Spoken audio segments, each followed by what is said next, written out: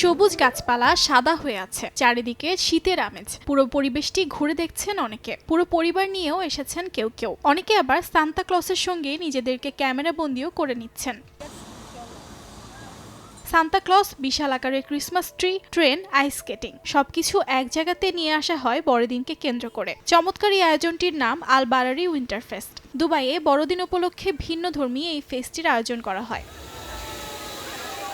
আল বারারি winter ফেস্টে কৃত্রিম বরফ ব্যবহার করে সুসজ্জিত করা হয়, পাশাপাশি করা হয় আলোকসজ্জাও। কয়েকটি তুষার মানবেরও দেখা মিলছে এখানে। বিশেষ এই উৎসবটিতে শিশু থেকে শুরু করে সব বয়সীদের জন্য বিনোদনমূলক অনুষ্ঠানের ব্যবস্থা করা হয়।